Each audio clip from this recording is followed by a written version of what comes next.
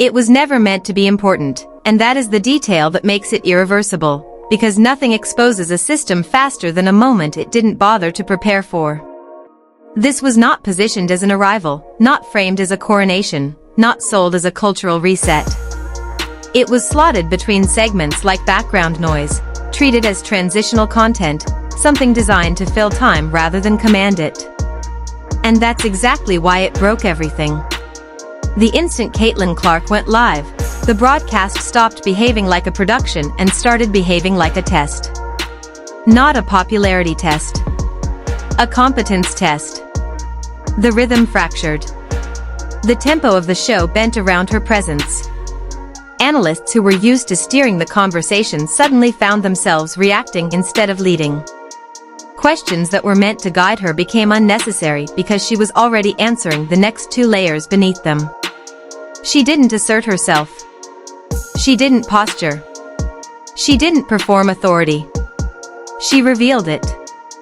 And that distinction matters, because performance can be ignored, but revealed authority forces acknowledgement. She spoke the language of spacing, timing, and decision-making with the calm precision of someone who wasn't auditioning for legitimacy. She wasn't trying to sound smart. She was already operating at game speed while the room was still warming up. Clips rolled and she finished the thought before the footage did. Defensive coverages were identified before analysts framed the question. Offensive reads were broken down not as highlights but as inevitabilities. This wasn't enthusiasm. It was fluency. And viewers felt that fluency immediately, even if they didn't know how to name it. Attention didn't drift upward gradually, it snapped into place. Live metrics didn't trend, they spiked. Retention didn't soften, it hardened. People didn't stumble onto the moment, they stayed inside it. And that's when the shift became visible, because moments that were supposed to pass don't pull gravity toward themselves unless something fundamental is happening. This wasn't a women's basketball audience. It wasn't even a basketball audience. It was an audience responding to clarity. NBA fans leaned in. Casual fans stopped scrolling. People who didn't care about leagues, rivalries, or narratives suddenly cared about understanding what they were watching. Social feeds didn't wait for the segment to end. Clips escaped containment before the broadcast could contextualize them. The system lost control of sequencing, and once that happens, hierarchy follows. Inside the studio, the reaction was subtle but unmistakable. Micropauses where confidence used to be automatic. Raised eyebrows that weren't planned. Smiles that arrived a beat too late. Not hostility, recalibration. Because when someone enters a space and immediately raises the standard without asking permission, everyone else has to decide whether to rise or reveal themselves. And that's where the danger began, because nothing about this was controversial. There was no provocation to push back against, no personality to attack, no tone to criticize. There was only preparation. And preparation is the one thing you can't discredit without discrediting yourself. Executives noticed first, because executives track what doesn't need explanation.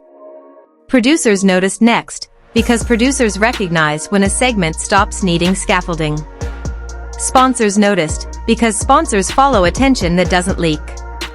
And players noticed too, because players understand what it looks like when someone sees the game before it happens. Phones didn't buzz because of outrage. They buzzed because of confirmation.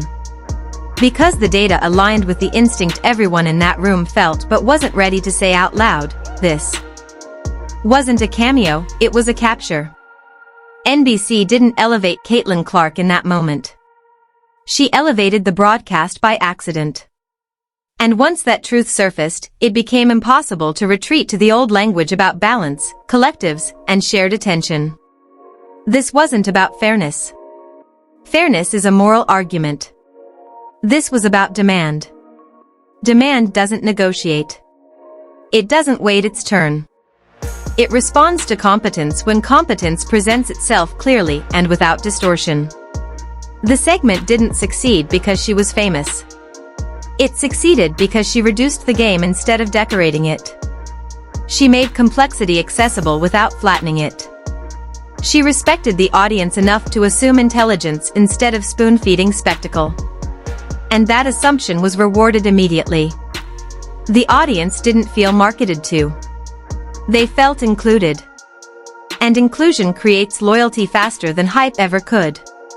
This is the part people avoid admitting, because it destabilizes the narrative they've invested in for years, that growth has to be gradual, that stars must be rationed, that visibility needs to be managed carefully so no one outpaces the structure. What happened on that broadcast shattered that illusion in real time. Because Caitlin Clark didn't outshine anyone by being louder or flashier. She outpaced them by being ready.